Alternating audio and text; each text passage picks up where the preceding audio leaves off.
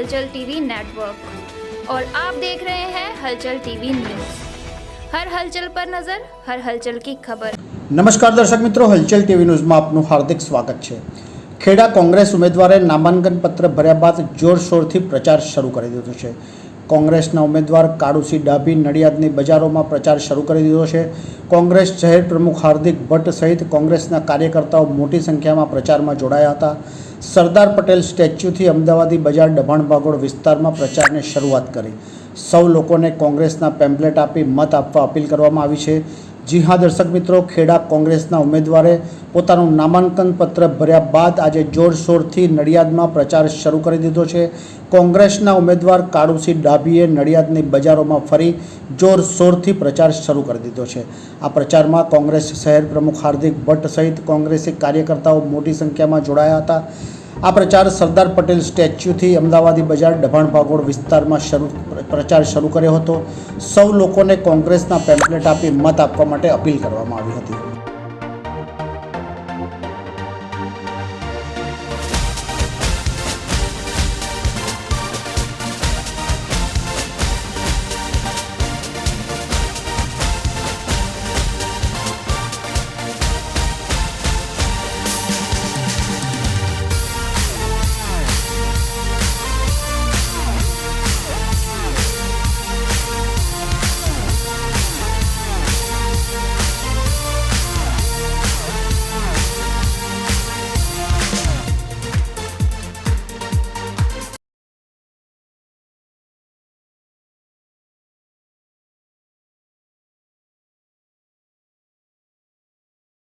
खूब बहुत सारो प्रतिसाद मળી રહ્યો। આપ સૌ જાણો છો ત્યાં ગઈકાલે 17 લોકસભાનો અમે નામાંકન કરી અને આજે અમે અમારી 7 વિધાનસભાઓ પૈકી આજે અમારી નડિયાદની જે વિધાનસભા વિસ્તાર છે એમાં જે શહેરી વિસ્તાર છે એમાં જે અમદાવાદી બજાર છે અમે અમારા કાર્યકરો સાથે ખૂબ ઉત્સાહથી અને અમને તમામ વેપારી વર્ગ, સામાન્ય વર્ગ, રોજગારીના જે રોજગારી આપતા લોકો હોય એવા સામાન્ય માણસો પણ અમને ખૂબ આવકારી રહ્યા છે અને ખૂબ સારો પ્રતિસાદ મળી રહ્યો છે। અરે આ વખતે જો તમે આપ સૌ જાણો છો તેમ આ વખતે ખૂબ સારી લીડ મળવાની છે। આ બેઠક 14 વખત ચૂંટણી થઈ, એમાં 12 વખત અમે કોંગ્રેસ જીત્યા। ફક્ત 2 જ વખત ભાજપની આ બેઠક આવી છે ખેડાની, અને આ વખતે અમે 2 લાખની લીડથી આ બેઠક અમે જીતી લેવાના છીએ। અને ઇન્ડિયા ગઠબંધનની ગુજરાતમાં 12 થી 14 બેઠકો આવવાની છે અને દેશમાં પણ ઇન્ડિયા ગઠબંધનની સરકાર બનવાની છે। મારું નામ ચંદ્રશેખરસિંહ ડાભી, હું ખેડા જિલ્લા કોંગ્રેસ સમિતિનો પ્રમુખ।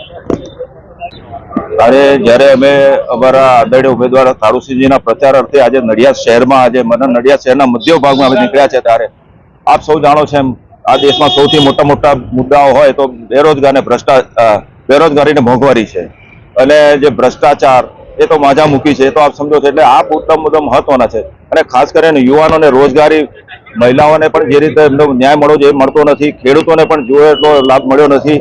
અને જે કહેતી હતી કે આ કૃષિ પ્રધાન દેશ છે, એમાં ખેડૂતો અમારા જે કહેવાય એને સારામાં સારો મહત્તમ લાભ મળે, એને ભલે સૌથી વધારે માર પડ્યો તો ગ્રામ્ય જીવનમાં ખેડૂતોને માર પડ્યો છે। ત્યારે આ ભારતીય જનતા પાર્ટીની સરકાર તમામ ક્ષેત્રે નિષ્ફળ છે, ચાહે આરોગ્ય હોય, શિક્ષણ હોય, મહિલાઓનો પ્રશ્ન હોય, ખેડૂતોનો હોય, નાના ઉદ્યોગપતિના હોય। આજે અમે બજારમાં નીકળીએ છીએ ત્યારે એક જ વાત કરે છે કે સાહેબ અમને આ વખતે બહુ જ તકલીફ છે।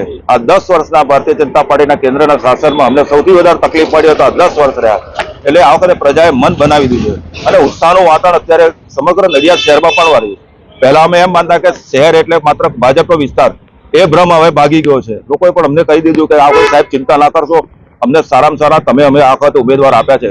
અરે કાળુસિંહજી ઉમેદવાર એવા છે કે એમની સામે કોઈ પણ આક્ષેપ નથી, કોઈ ભ્રષ્ટાચારનો આક્ષેપ નથી કે એમના કોઈ સામે કોઈ દાગ નથી લાગ્યો, એવા સારામાં સારા ને પૂર્વ ધારાસભ્ય છે।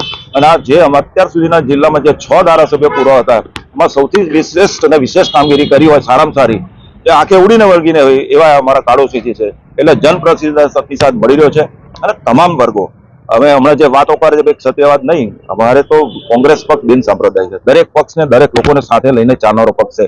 એટલે તમામ વર્ગો ચાહે વણિક હોય, પાટીદાર હોય, ક્ષત્રિય હોય, SC ST દરેક વર્ગ એમાં દરેક આવી જાય છે। એને કોંગ્રેસની વિચારધારા એક જ આપ સમજો છો કે સમગ્ર કોંગ્રેસની વિચારધારા એક જ એવી છે કે સમગ્ર દેશના લોકોને સાથે ચાલી રહી છે। ત્યારે આ વખતે મને ચોક્કસ ખાતરી છે કે લોકોએ મન બનાવી દીધું છે કે આ વખતે માત્ર કોંગ્રેસ ને કોંગ્રેસ જ કોંગ્રેસના ઉમેદવારને આ લોકો એમના જીતાડીને અમારો આ જે વિજય અભિયાનમાં સૌ ઉત્સાહભેર ભાગ લેશે એવી આપને અભ્યર્થના છે. અને બીજું આપના માધ્યમથી આપને કહું છું કે દરેકને આપ કહેજો કે મતદાન ચોક્કસ કરજે. આપને જે યોગ્ય લાગે એ પક્ષને કરજો, પણ મતદાન કરવા જરૂર જજો. હાજી, તો કોંગ્રેસના લોકસભાના ઉમેદવારને લઈને આ પ્રચાર અર્થે હાલ નડિયાદની ગલીઓમાં ફરી રહ્યા છો, કેવો પ્રતિસાદ મળી રહ્યો છે? હાલ અમે અમારા ઉમેદવારને લઈને નડિયાદના વેપારી વિસ્તાર જે કહે છે કે અમદાવાદી બજાર, ડભાણ ભાગોળના વિસ્તારમાં અમે અત્યારે નીકળ્યા છે. દુકાને ફરીએ છીએ. વેપારીઓનો, અંદર કામ કરતા કર્મચારીઓનો એવો સારો પ્રતિસાદ છે. લોકો ચાલુ સરકારથી ખૂબ જ નારાજ છે, ખૂબ જ કંટાળી ગયા છે. હવે સરકાર બદલવાના મૂડમાં છે. લોકોને કંઈક નવું જોઈએ છે, રોજગારી જોઈએ છે, શિક્ષણ ક્ષેત્રે ક્રાંતિ જોઈએ છે. માટે વેપારીઓ અને રસ્તા પરના લોકોનો પણ એટલો સારો પ્રતિસાદ છે કે કદાચ આ વખતે પરિણામ બદલાઈ જશે, એમાં કઈ નવાઈ નહીં લાગે. ખાસ કયા મુદ્દાઓને લઈને આપ જનતા સમક્ષ જઈ રહ્યા છો? એક તો બેરોજગારીનો મુદ્દો છે, શિક્ષણનો મુદ્દો છે, નડિયાદના રોડ, રસ્તા, ગટરોના મુદ્દા છે.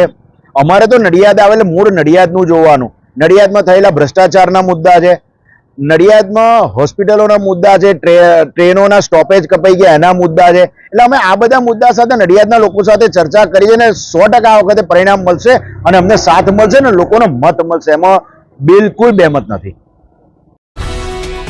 ये है हलचल टीवी नेटवर्क और आप देख रहे हैं हलचल टीवी न्यूज। हर हलचल पर नजर, हर हलचल की खबर।